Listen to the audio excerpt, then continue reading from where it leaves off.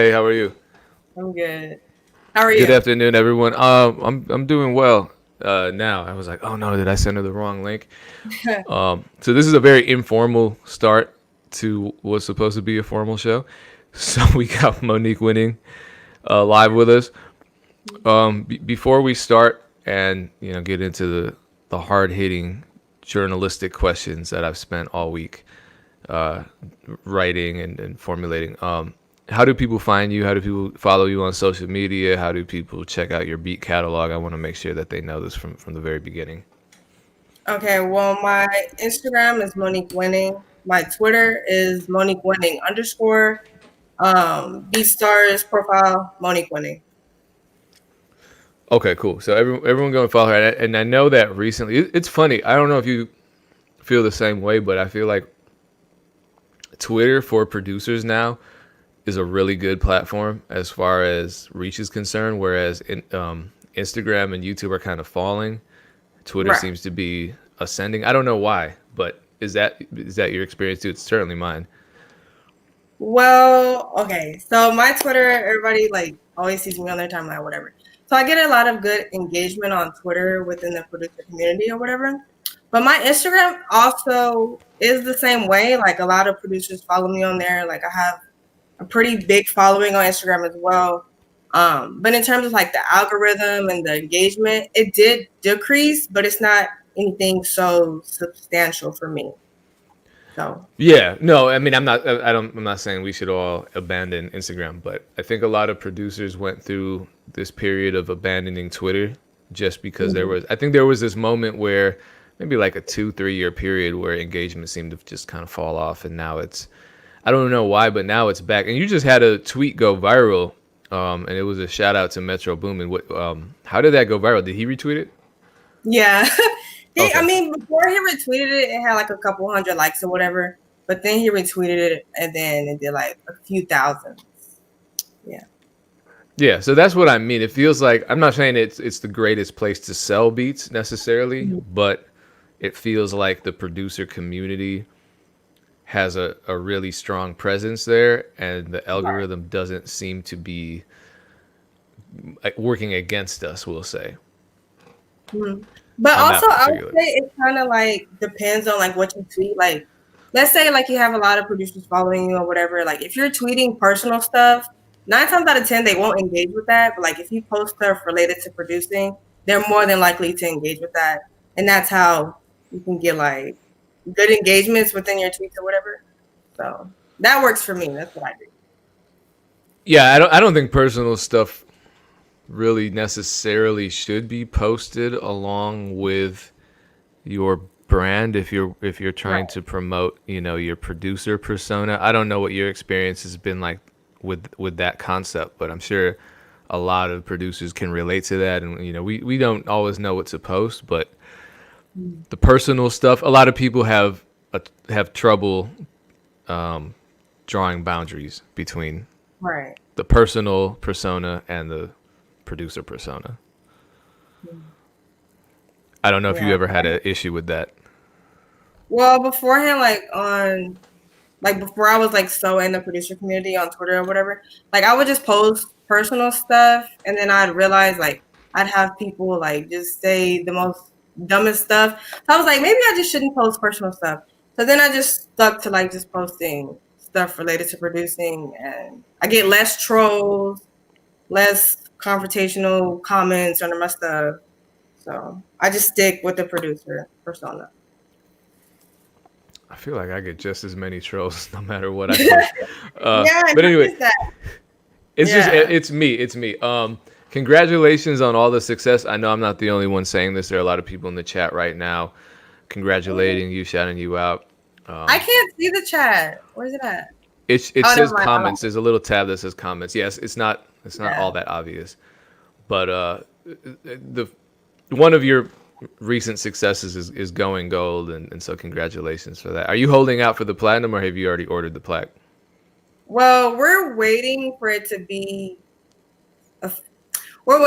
be officially certified. Like right now, just number wise, it's gold, but not like RIAA, not yet.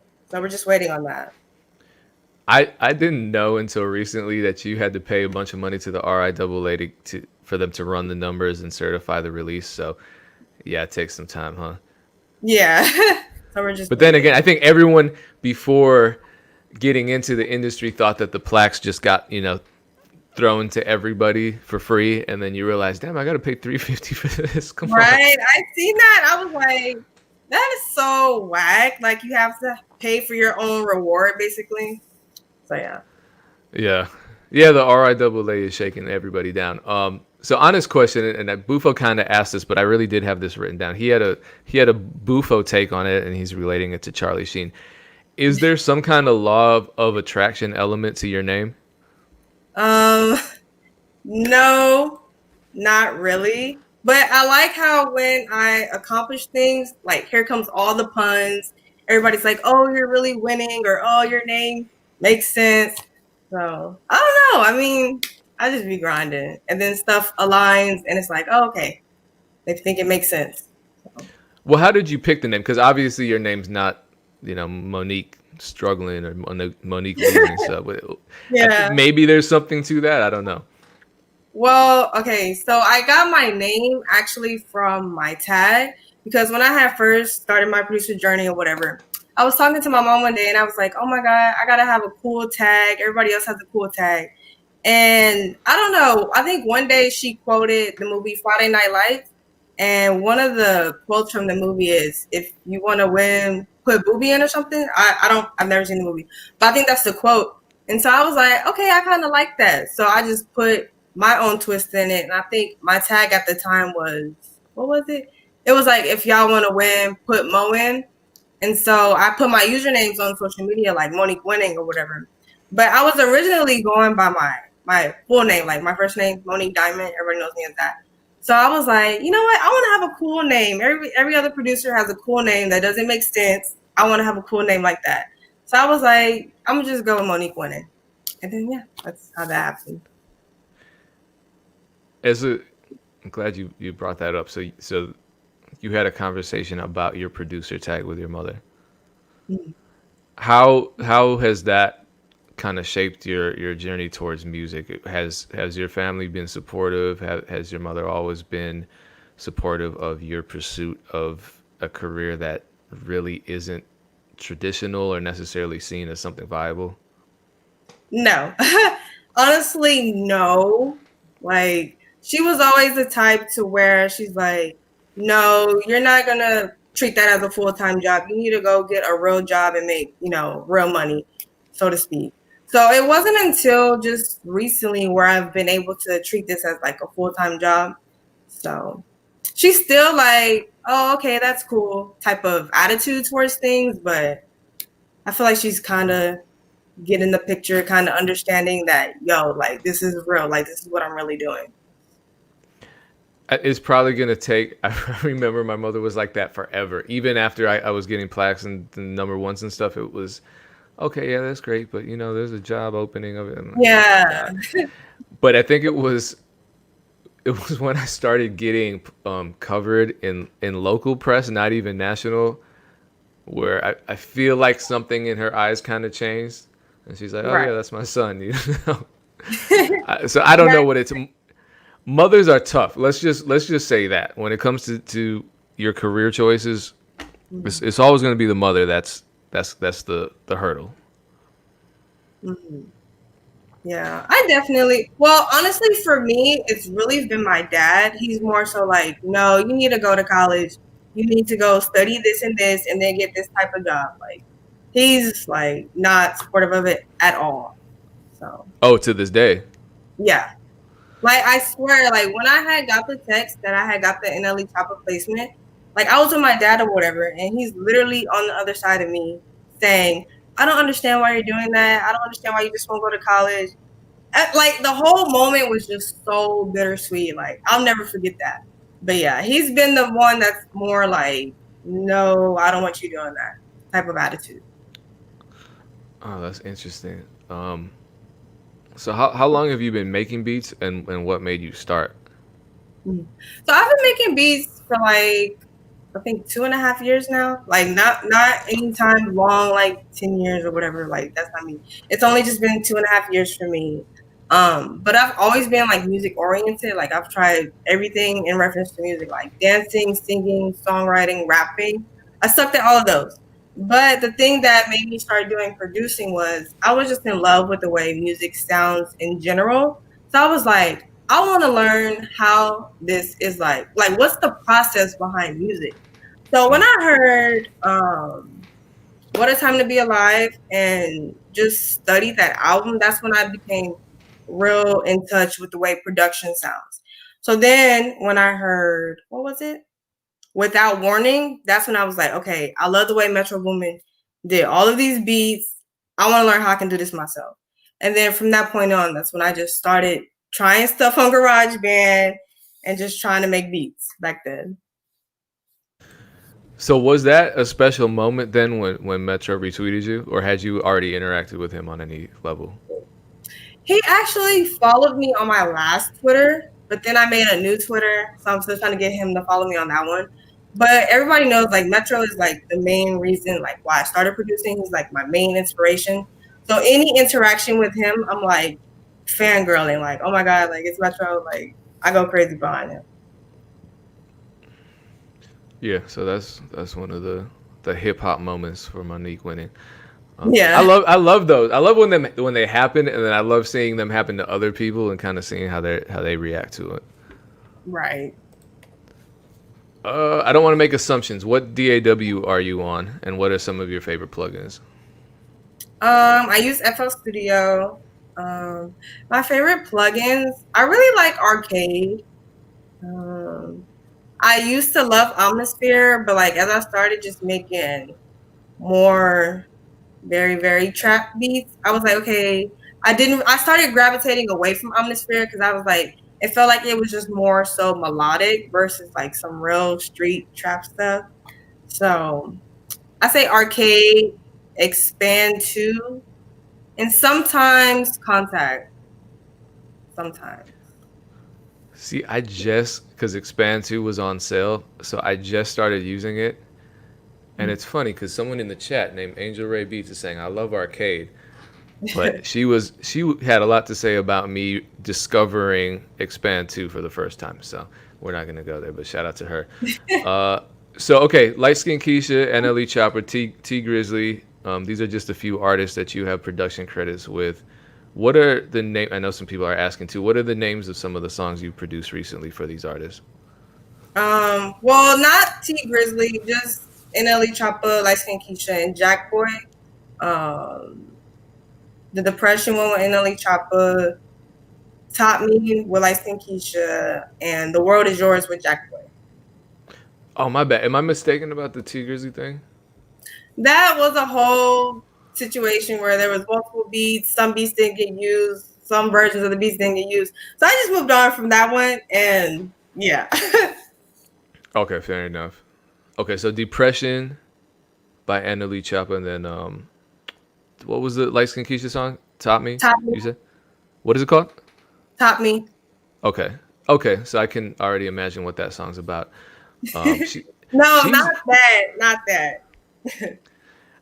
I actually have been listening to a lot of Light Skin Keisha lately, um, and I like the music. I like the beats too. They're really energetic and percussion heavy, where Right. you really have to your drum game has to be on 120% to get a record with her. Yeah, I'll agree. But So, it's well, funny though, because like with that album, like most of the beats on that album are just more so like they have a different vibe. They're like, how can I put it? They're like very energetic, as you said, and they're like kind of light in a way. mhm. But like the one that I did is like the only one that's like a dark kind of trap beat. So I thought that was kind of interesting how that one beat is so different and the rest are like a certain type of vibe. So shout out to her for picking that beat. Yeah, I know what you mean because her other even her singles that she had videos to that I saw the even the mixes were really interesting where it like you said it was light and the instrumentation was mixed really subtly. Hmm. And I just it's just so interesting how much variation there is nowadays between. I think people think that especially the modern day kind of trap music is real monolithic, but there's a lot of subtle variation between the two. Um, how did that placement happen with her? I believe she had a studio session one day, and people were just playing my beats for her, and then she heard the beat, and she was like, "Yeah, I don't know what." I think she was like, "Yeah, let's record or something." So it made her get hyped. So she just started recording to it. That's so vague. What people were playing beats and how did they have your beats? I believe some of her A&Rs. Like I send packs with my guy Lucas. I send packs to him, and he's like one of the guys who like kind of work closely with her or whatever. So he just always has my beats or whatever. So he picked out a certain few of my beats for her, and then I believe he just played them for her, and then she really liked that one beat. And that was is she on Empire or is she on a different label? I don't know. I think she's with Streamcut, I believe. Okay. Hmm. Yeah. Again, there's just so much going on within the modern day music landscape, not just Right. with producers but with artists. There's just so many options now. It's really cool to see. So was that your first placement, or what was your first ever major placement? My first one was the NLE Choppa one. Okay. How did that happen? So with that, that was more so of just a couple of people allowing me to be a part of this major song or whatever, and just allowing me to just really be in the moment of seeing what actually happens when it comes to getting your like your first major placement or whatever. And it's kind of crazy because my first placement was about depression, and I myself suffered from depression for like a couple years or whatever. So just that one placement itself, and that being my first placement, it was just real sentimental to me. So that was a real special moment. So was that a collaboration between you and other producers? Yeah. How many other producers? I believe it was like three other ones. It was like two guys on the melody, and then my dude Golden, he did some of the drums as well. And so that's how that worked. Got it. And then it's a good question that someone just asked. How did you get in contact with the A&R? And that's a larger conversation about networking within the music business. So if you want to provide any insight into your overall networking experiences, that'd be great too. Hmm. So with that, it wasn't really me getting into contact with people. It was more so someone else had like a bigger hand in what was going on, and he was just allowing me to do and put my little parts into the project itself or whatever. And so that's just how that happened. But with other A&Rs, honestly, I don't really work with like a lot of A&Rs or whatever. There's some A&Rs that I'll notice like on Instagram, and I'll just DM them like, "Hey, can I send you beats for such and such artist or whatever?" And then they'll be like, "Yeah," and then they'll just give me their email or they'll give me their phone number. So that works for me. That's how I go about some things. I feel like that's kind of just how we expect things to work. There are a lot of weird situations out there where people are people are A&Rs and they're charging Mm-hmm. for beat submissions or they're charging for placements, that kind of thing. I'm sure you've seen that. What made you stay away from those kinds of scenarios? Honestly, I feel like you can kind of tell like who's like really in tune with such and such artists or whatever. And so when I go to people's accounts and profiles and stuff like that, that's mainly what I look for. Like, okay, are you really in tune with this artist? Like, are you really doing stuff with them? And if they appear to be that way, or if they have like other major A&Rs following them or whatever, that kind of helps me believe that their credibility. So that makes me want to reach out to them. So back to the depression placement. How did that even work? I mean, were you a part of the process from the very beginning, or did this beat did the producer start creating the beat and then say, okay, we really need Monique on the drums because these drums are not working? So with that, it was more because he actually had recorded that song to another beat. I believe it was a Billie Eilish sample. And so I don't know what happened, but they didn't clear that beat supposedly. So their people, Elite Chopper's people, hit my guy Lucas, who's like had like the main hand in what was going on. So they hit him for another replica of the beat, kind of, sort of. And so that's when everybody just started saying, okay, let's do this and this. Let's do the beat like this type of stuff. And so that's how that worked. So it was like real complicated. We didn't know if they were going to choose the beat or if they were going to choose somebody else's beat. Like, we didn't know how it was going to turn out. So we honestly just got kind of lucky that he chose our version of the beat. And so that's how that came about. So I know you mentioned that this song had a lot of meaning to you based on your own experience with depression. I feel like, and I have these conversations a lot. Sometimes they're public. I know, in my opinion, these conversations don't happen enough. But for example, Curtis King talks a lot about mental health in the producer community, and I wish he weren't the exception. I wish more people had those conversations. But what has been your experience in the producer landscape, keeping your mental health in mind?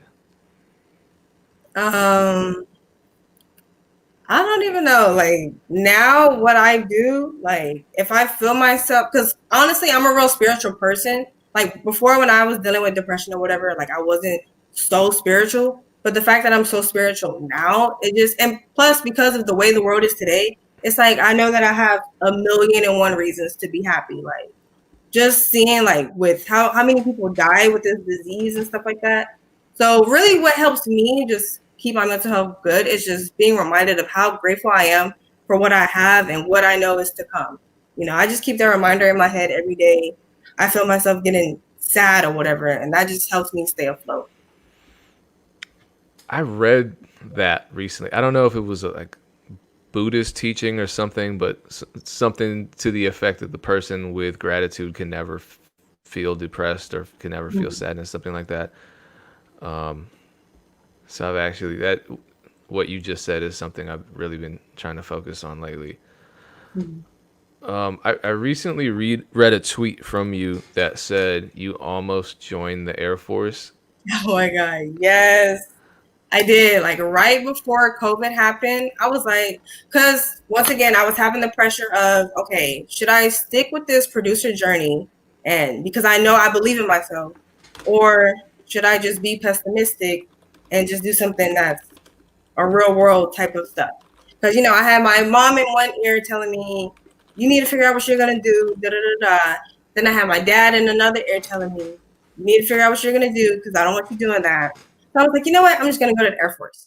So then that COVID disease happened or whatever. And that made me take a step back and say, I don't know if I want to join the Air Force.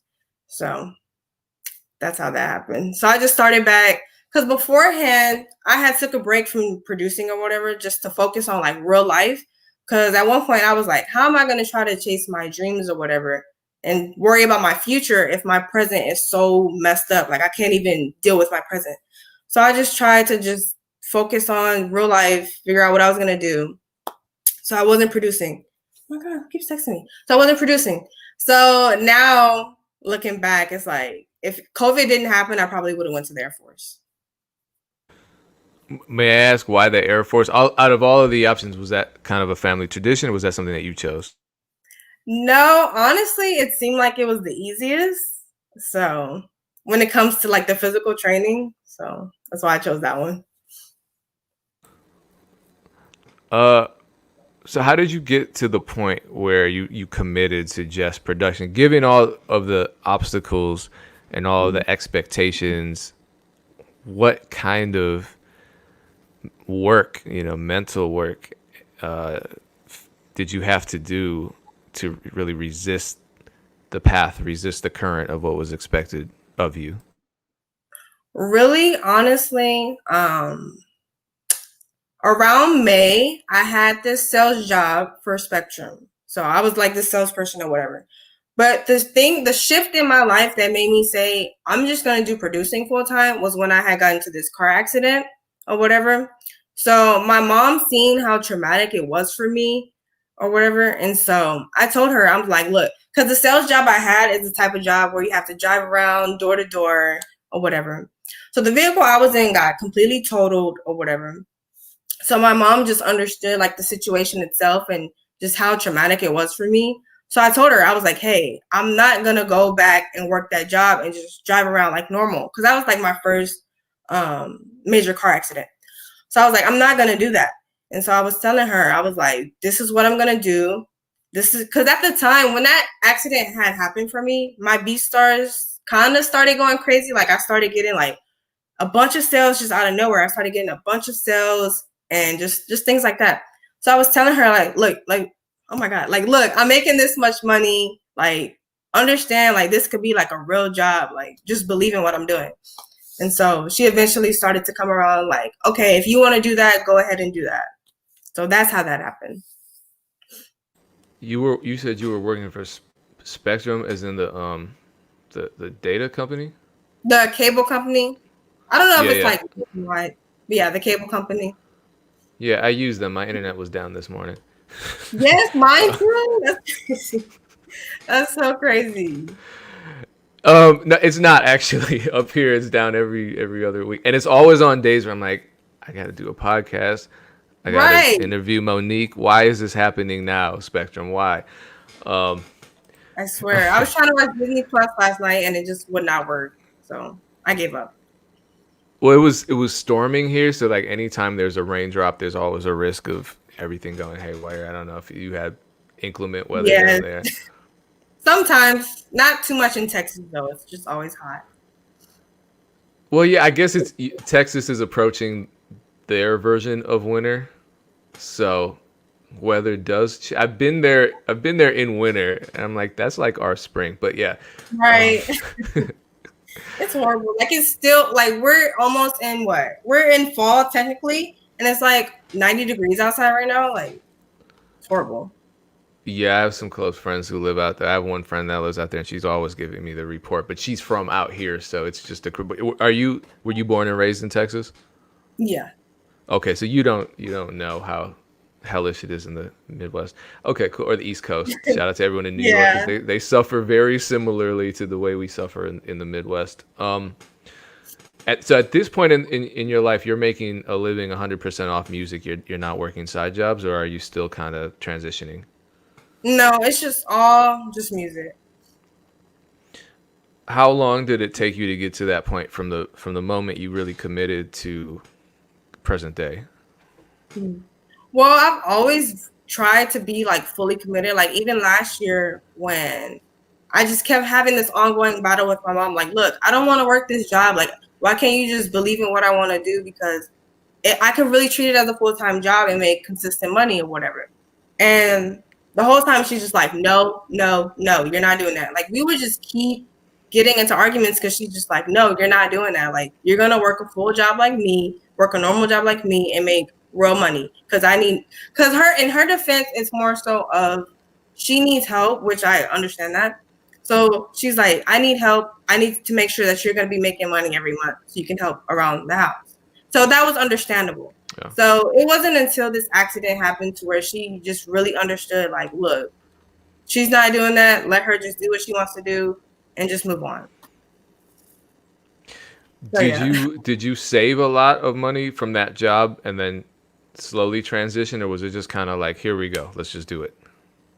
Well, from the job that I was working last year, I did save a lot of money. And then I turned around and spent that money on some equipment or whatever. So that was that. So yeah, I spent some of it on equipment. So Well, I mean that's a write off. yeah. It's a I little didn't bit know of. that until this year. So I didn't do that. I wonder if you can.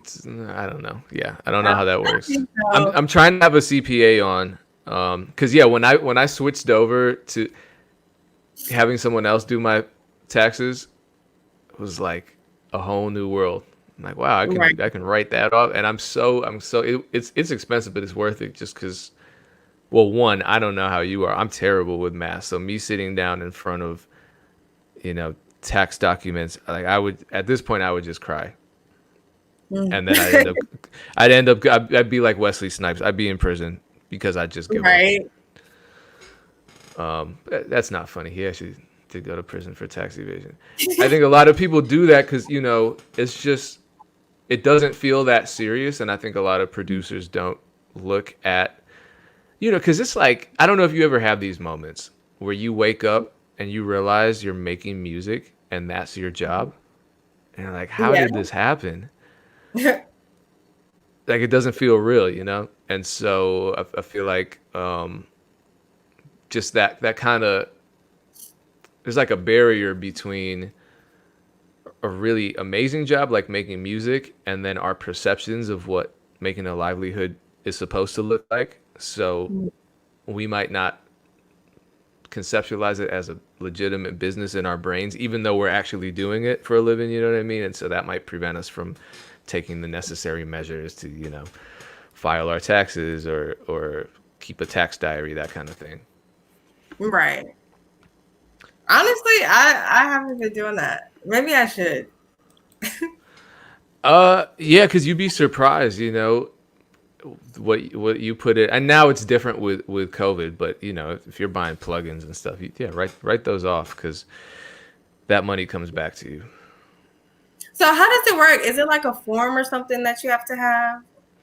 How does that work? No, if you file, I'm the last disclaimer. I'm the last person that should be giving advice. I really want to have a CPA, but I would say, number one, I'd encourage everyone to talk to a certified public accountant and not listen to DJ Payne one.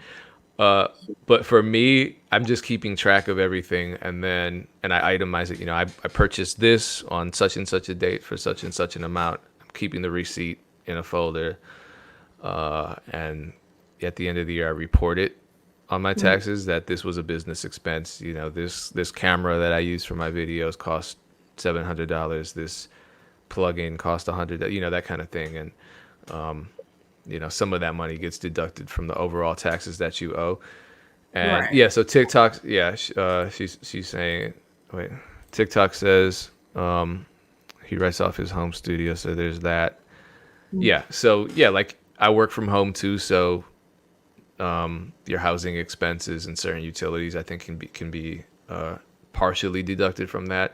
But again, I'm the last person that should be talking about this. I'm just encouraging everybody to look into it, and you can, you know, save some money. But and to answer, do you have an LLC? I finally just registered one. No, I don't think I do. I think a lot of people think you need one. Again, this is, let me stop fielding questions that are related to, you know, business matters and incorporation and all that. But I know this, that you can certainly work as a sole proprietor without the LLC. There are just That's what I think I certain, have. I yeah, think it's that kind of thing. yeah. I think LLC offers some protections to I actually just got a letter in the mail. I have to file my annual LLC report. It's not that difficult. So if people want to do that, that's another thing that your CPA can help you with. So back to you and your career. What are some of the sacrifices you've had to make to really make this stuff work? Oh my God. Like the list is so long, yo. Like, okay, basically, well, one of the sacrifice I made was just kind of the relationships that I had with my parents. That I believe that was a sacrifice because like now, honestly, I don't really talk to my dad that much because of his lack of belief in what I'm doing. So I believe that's kind of a sacrifice. Um, I've I don't know if I could put it as a sacrifice.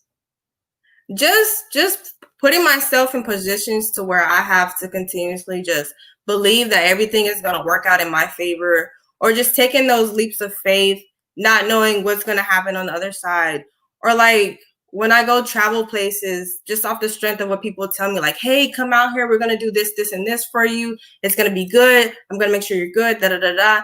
And then I go out there and nothing happens, just stuff like that. I've been through a lot of things like that.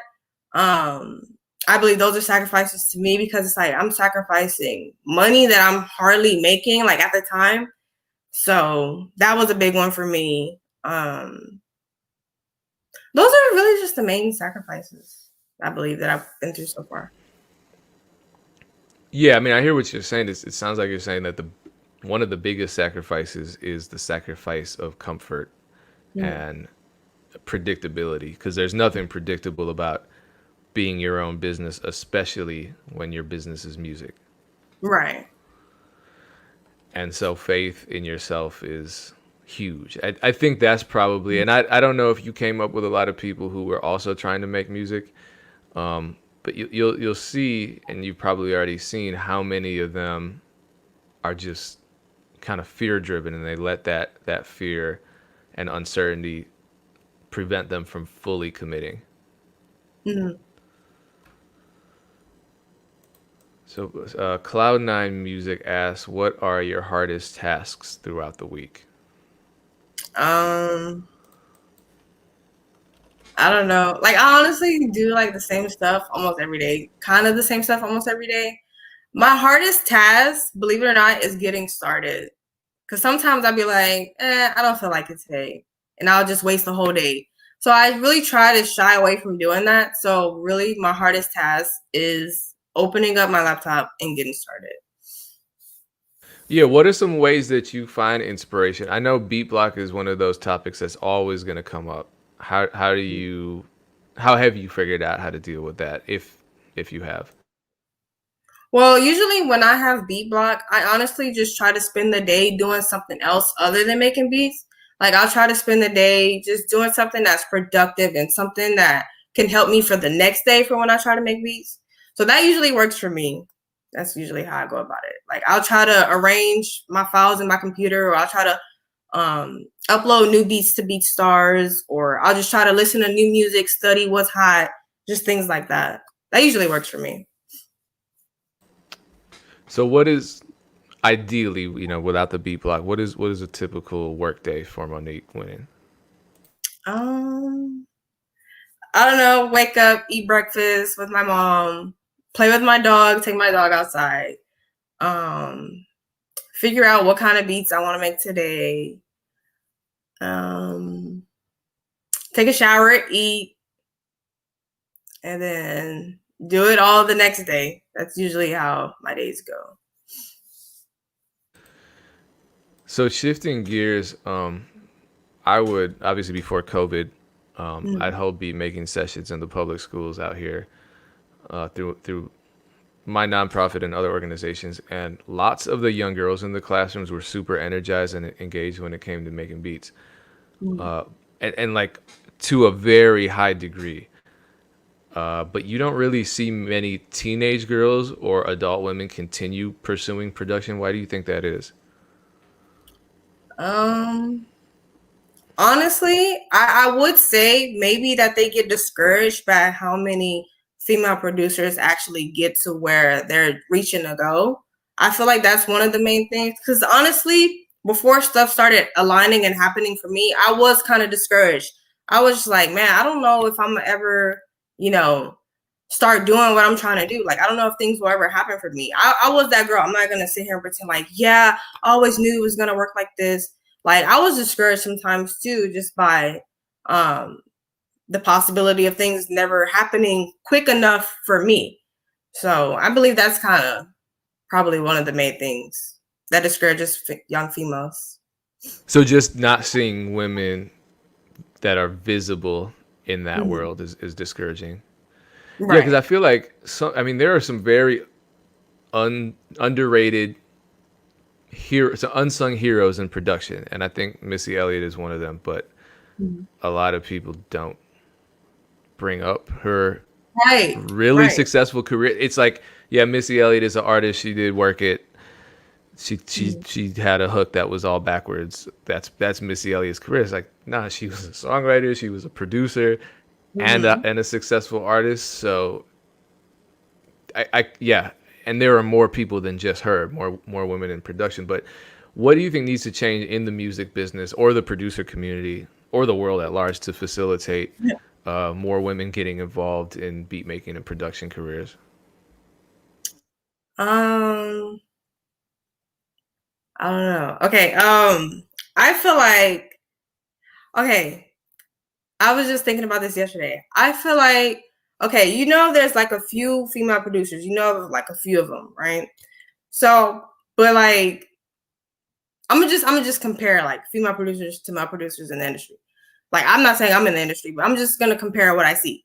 So you see like the female Wait, no, you're producers. in the industry. You're in the industry. Okay, I mean, I don't like Let's to think just of get that myself. clear. Okay, okay, I'm gonna include myself in it too. Okay, so you see the male producers who are just even on the upcoming, or just male producers in the industry in general. A lot of them all work with each other. They're like, oh, okay, you're doing this, let's work together, let's connect, let's go do this. But I feel like, and I could be wrong, but I feel like the female producers are just all like doing their own thing. Like, you have one here, you have one here, you have one here, you have one here. I feel like if some of the female producers were just more so would just more so interact with each other and try to connect and network and just, I don't know, just try to work with each other, I feel like that would increase the number of just how many female producers are in the game itself and just increase the visibility of female producers in general. Um, that's just what I think. I mean, some of them may honestly be working with each other. I don't know. But just what I think, I just think lack of the interaction creates that kind of look to where there's like some here, there's one here, there's one here. You know what I mean?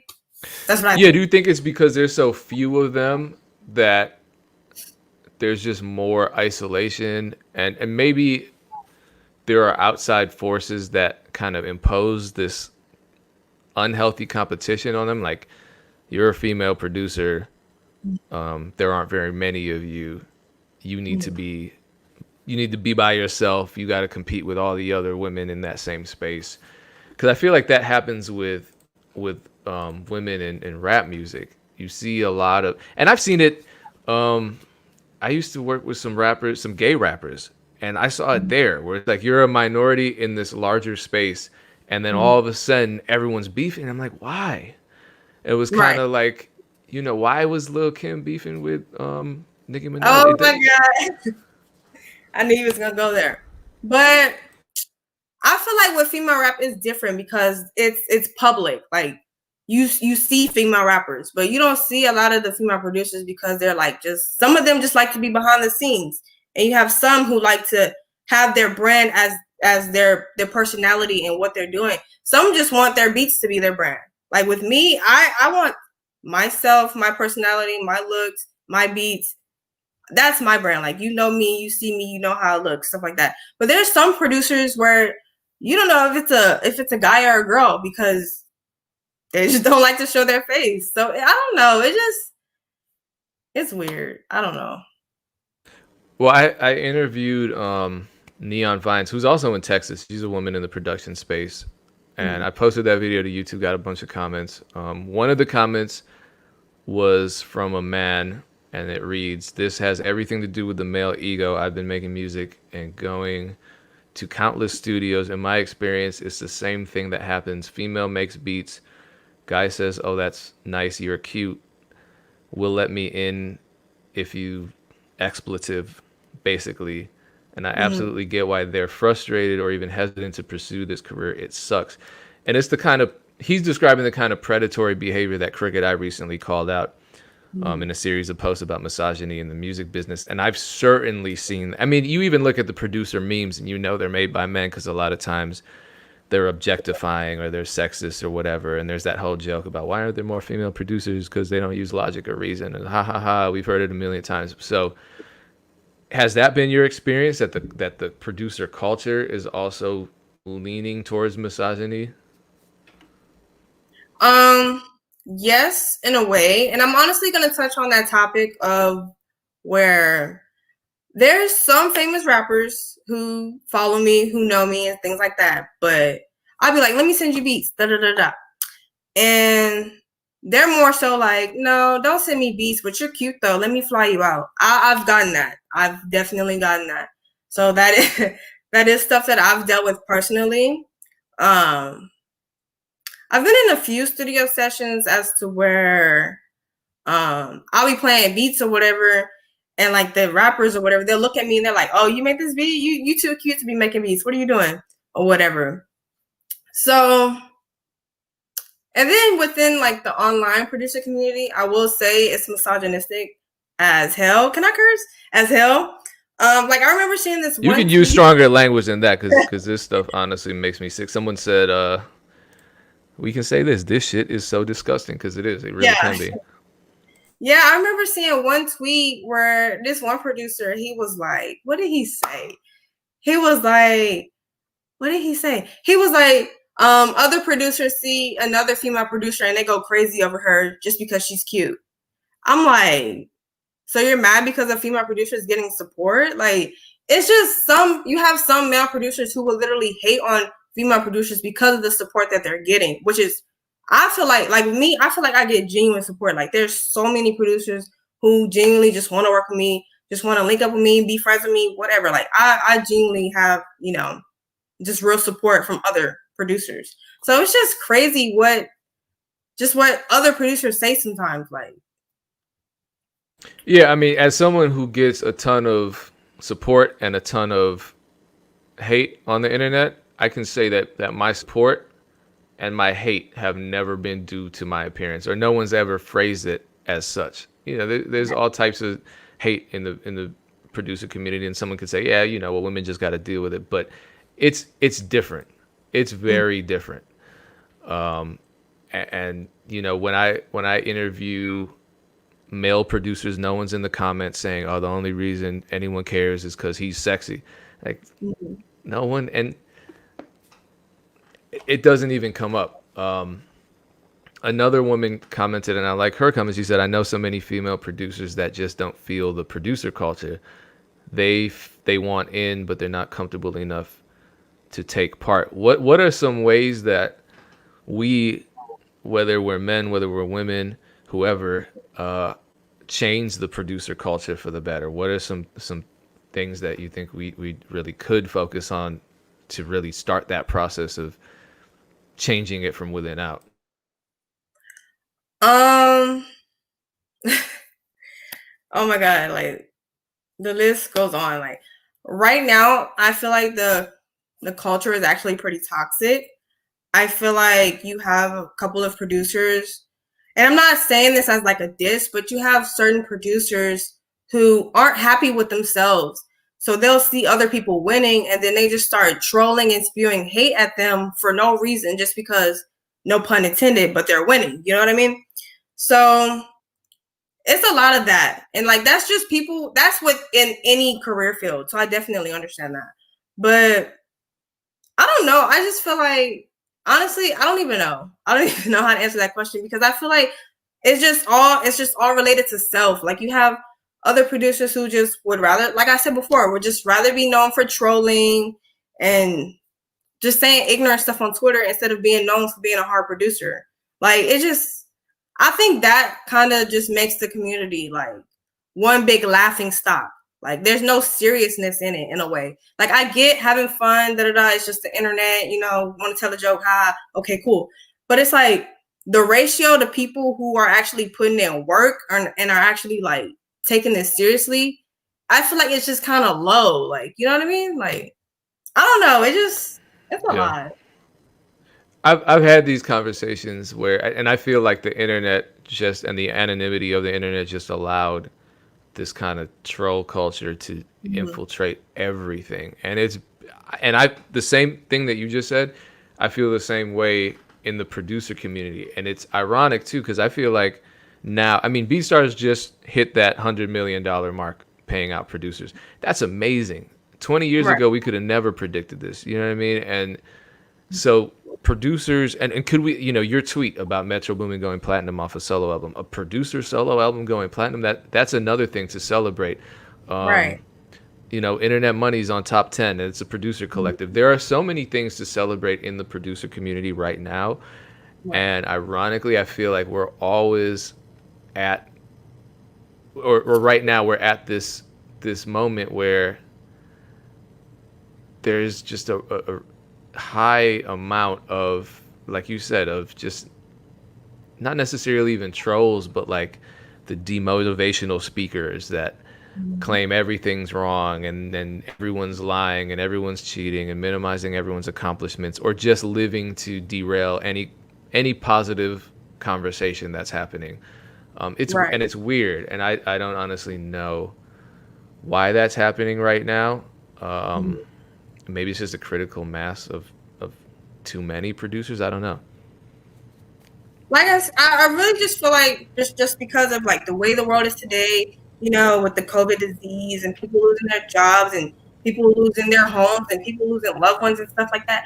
I feel like Mm, depression within people are is at an all-time high right now, and I feel like a lot of people are depressed and they see other people just get into it, you know, chasing their dreams, whatever, accomplishing things, and they see that and they're just kind of like jealous in a way, like, oh, you did that. That's not even a big deal. Like, I'm gonna troll you and bring in my other friends so they can troll you some more, and you know, just minimize your accomplishment. Like with internet money, the amount of hate internet money gets is so crazy. hmm Like, I don't know. I really just feel like it's just all jealousy. Yeah, and I think you hit the nail on the head. Jealousy is a symptom of insecurity and depression, and Mhm. there's a lot going on with mental health. And yeah, you're right. I think they've done research on this with COVID and isolation and all of this. It's just Mhm. skyrocketed, and if it Right. was bad already, it's really bad now. Okay, let's talk about something a little positive. Yeah. And then we'll get back into the kind of problematic questions. Your kick and your bass hit super hard in your mixes. What are some tips that you can give producers like myself that are trying to achieve that same sound while keeping the beat clean? Really, it's all just like leveling in a way. Like the way I level my beats is to where my kick, I want to say, is the loudest thing. My kick is the Hmm loudest thing, and then I may be lying. I'm trying to go off memory, but my kick is the loudest thing. Clap, and then I switched it up because it used to be my kick, clap, and then the 808, and then the other drums and then the melody. But I've switched it up. I've done like the kick, clap, the melody, no, kick, clap, other drums, the melody, and then the 808. Because I've noticed like in some of the popular songs or whatever, the 808 isn't that loud. Like the main thing that's kind of like really, really loud is just the melody, the clap, and the kick. That's what I've noticed. So I've just been trying to like follow that kind of pattern, whatever, especially with getting new placements and stuff like that. So that's what I do now. So and you don't do any kind of clipping, soft clipping, side chaining, any super technical tricks. It's really just gain staging. Um, I believe I do soft clipper my 808 sometimes. Like I save my own mixer presets, honestly. So I don't do like everything each beat. So I just That's smart. pick on my preset for a certain 808 and then boom. But I think I do the soft clipper for my 808. Um, like I don't use a whole bunch of plugins and compression. I don't do all that. I just use like good 808 samples. Like I don't pick the most trash 808 samples and try to tweak them. No, I'm not gonna do that. So so yeah, I just do the fruity soft clipper. And then on my master, I think I soft clip my master as well. I don't know. And then I use this plugin called I use Ozone 5 on my master. There's like this preset to where it turns the beat up basically, and I believe it boosts some of the bass. So that's really just all I do. So you heard it here first. Don't use trash 808s. Um, Yeah. to build on that, are there any specific kits that you do use? Um, really, I think I only use Cody's Reddit drum kit. I believe that's the only kit that I use. That's the main one. I'm sure I use like other little sounds from other kits, but that's like the main kit that I use. His Space Cadet kit is pretty good too. Yeah. Okay, so a lot of the or some of the recent placements you've gotten were collab situations with other producers. A lot of producers don't trust collaborations, and a lot of them. I mean, producers are really afraid of a lot of things, getting their beats stolen, period, in general. But I've every time this topic comes up, you hear about producers distrusting a collaborative scenario because they think people are just out to steal their ideas, or Mhm. you hear horror stories about people not agreeing on splits, that kind of thing. For you, what did it take for you to trust your collaborators? Honestly, and everybody knows this, my weakest point is I'm not the best melody maker. So once I realized that, I was like, and people just was sending me loops and stuff like that. They had crazy loops, crazy good sounds or whatever. Like I would hear their loops and I'd instantly get inspired to make a beat. I was like, I could just use other people's stuff when they send me stuff, and that's how we can collab. And it's just so simple. Boom. Like, because I'm not gonna sit here. Because with me, I'm all about efficiency and time. So I'm like, I'm not gonna sit here and try to force like a hard, super good melody for like 45 minutes when I could just use a loop that someone sent me and I can make a beat in 45 minutes. You know what I mean? So that just works for me. I'm all about efficiency. Okay, I gotta send you more samples. So your beats are really current sounding, and I'd say some of the best current rappers, like the Polo G's or the Rod Waves, Mm-hmm. are making what I've heard people call pain music. How do you make sure that your beats convey emotion? Because they really do. Um, I don't know. Like I know with certain style of beats, there's like certain instruments and like it needs to sound a certain way. Like I'm all about studying what's hot. Like that's all I do. So I know like if I make I'm gonna use rod wave. I know if I make a rod wave beat, like the melody itself has to have some kind of vocal chop or something, or a piano or guitar, you know, like I just know like what needs to have certain elements. So that kind of helps with that conveying a certain image within the beat. So with regard to these collaborations, then what kind of experience did you have negotiating splits in these scenarios, especially when there's a placement like a NLE chop placement? Um, well, just recently, I don't know if I should talk about it. But just recently, I had an issue. Well, I wouldn't say it was an issue, but I had a beat. I believe it got placed with a certain artist or whatever, and it was three producers on the beat. It was me and two other guys, but um, this guy, this producer, he had sent me his loop kit. So I was like, okay, cool. This was like last year, I think, or was it this year? I don't know. It was a few months ago. So he sent me his loop kit, and there was two producers on like each of the loops. So I'm like, okay, I guess so. The loops still sounded good, so like I just used them, like whatever, not a big deal. So months later, I make a beat to their loops. I send that beat out. I'm trying to get that beat placed. Da da da da. So then the beat gets placed or whatever. And when it came time to do the splits, it was a situation where they didn't agree on the split. They felt like it was too low.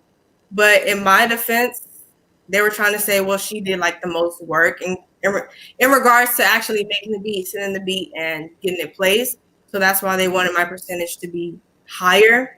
So it was just more so I've ran into that kind of situation so far. But other than that, everything's been pretty smooth so far. But that Did was that like the whole situation? Sorry, did that situation get resolved? yeah. Okay.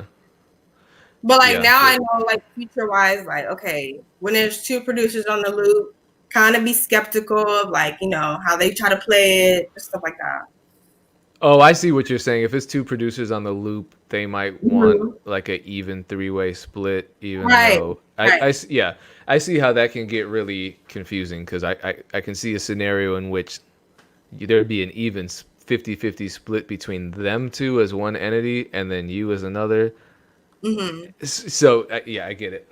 We won't go too Yeah. far into that. We're running out of time. I want to respect your time, but we do have some other questions about your BeatStars strategy. How many beats do you upload to your BeatStars page a week?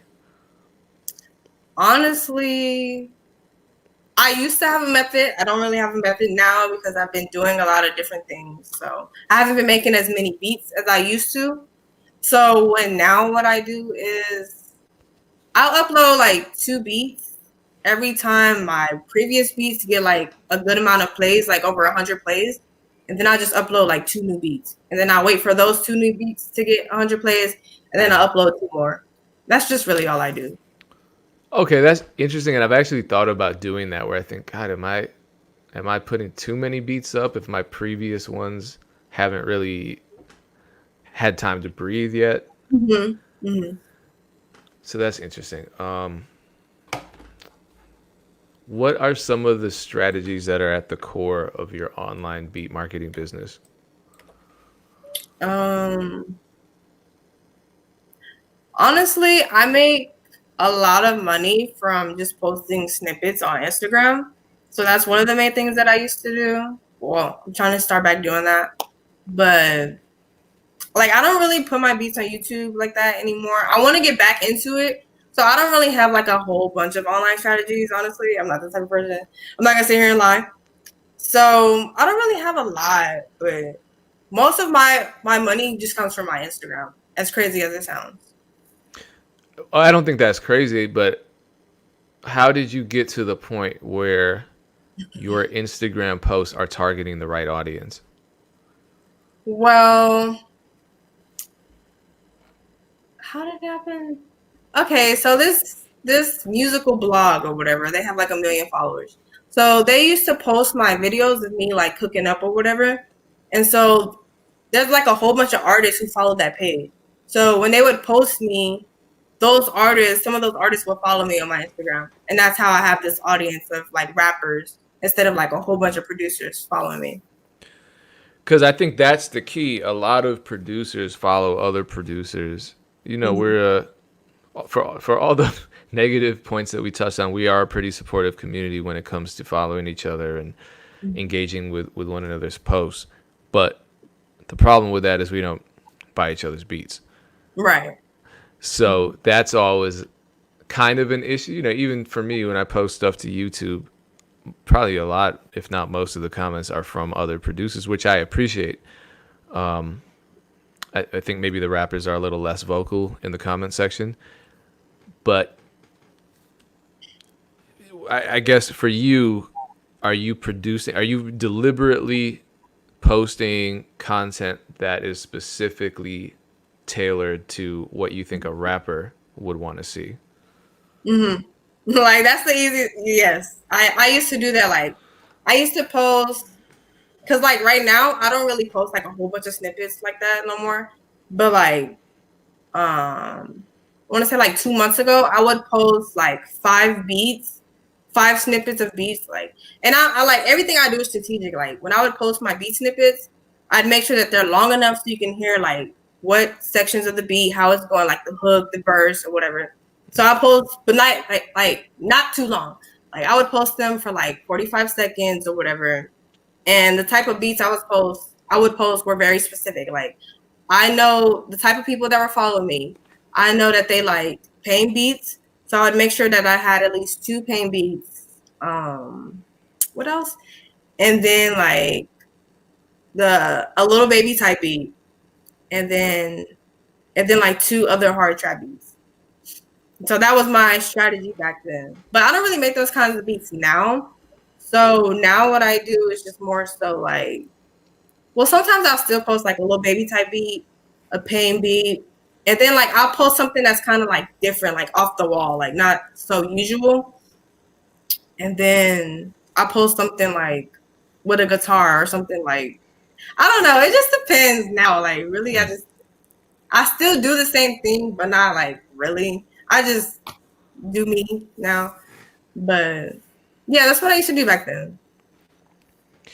Yeah, I think strategies change a lot. I mean, Mhm. certain producers have kind of stuck to one strategy their whole careers, and it really works for them. So those are the people that I'm jealous of. Last question, because I should we were supposed to end 4 minutes ago. There are a lot of people still in here, Oh my which I knew would god. happen. But so shout out to DJ Name. He's one of those people that's been in here throughout. What kind of sounds are you looking for when people send you loops? Really? I'm pretty versatile when it comes to like making beats. Like, okay, when it comes to making trap beats, I'm pretty versatile. Like, I can make like any kind of trap beat. I don't care really more so of how specific the loop sounds. Really, what I look for is just, does it sound good? Does it inspire me to want to make a beat? Also, I look for stuff that's like that has sections. Like I don't really like when people send me 8-bar loops because 9 times out of 10 I won't use it because I won't get that much inspiration from it. So with loops now, I look for like, okay, does it have like a little intro section, a hook section, and a verse section? That's really it. Oh, and also this is a really important thing. Also, is the loop like spaced out to where I don't really like when people send me stems for loops, but are the stems kind of at the end of the loop, like each sound at the end of the loop? That's something I like. What do you mean by that? Like, let's say someone sends me a paint loop or whatever with like a piano, guitar, and like a vocal chop. So, like at the end of the loop, I would like for that person to put a section where it's just the piano by itself, and then the guitar by itself, and then the vocal by itself. Okay, yeah, yeah. So break down each individual part. Right. Okay, yeah, that's very good to know. Um, didn't feel like over an hour, so that is a good sign. Thanks for sharing all of your insight and your very honest experiences in the music business. One more time, how can people follow you and check out your beats? Instagram Monique Winning, Twitter Monique Winning _, and my BeatStars is Monique Winning. Okay, once again, Monique Winning, we appreciate you and much continued success. We'll have to have. I need to start doing this more often, but let me know in the chat if I should put Monique Winning on the spot to commit to a follow up conversation because this conversation has been great. So Yeah. let's see Yeah. let's see what happens. Normally the people are really vocal about that, and then I don't have to send you more DMs and say, hey, would you want to come back because you've already Right. committed. So that's how sneaky I am. Yeah. Okay. Yeah. Angel Ray says absolutely. I Cody haven't said even kids. read the comments. Oh my god. You don't have to read the comments. Everyone's just saying yeah for the part two. See, there we go. Yes, please. Yes. Yes, you should. Definitely do it. Yes. Did we answer good questions? Was there a lot of questions? I don't even know. I was incorporating them into the conversation. I was trying to make Oh, it seem kind of as seamless as possible. So shout out to everybody that did tune in. Maybe next time we can have more of an interaction where it's totally driven by, or maybe not totally, but mostly driven by user generated questions. If you're comfortable with this, but if you are interested, we'll talk about it and figure it out. But yeah, definitely shout out to everyone who did ask questions and thank you for answering them honestly and clearly. This will be archived. I'm going to upload it to my YouTube page as well. But check out beatstars.world for everything BeatStars, including their contests, their racial justice initiatives, and a whole lot more. Once again, Monique, thank you so much. Have a great day. Much continued success. thank you too. Peace, everyone. Is that it? Oh my god.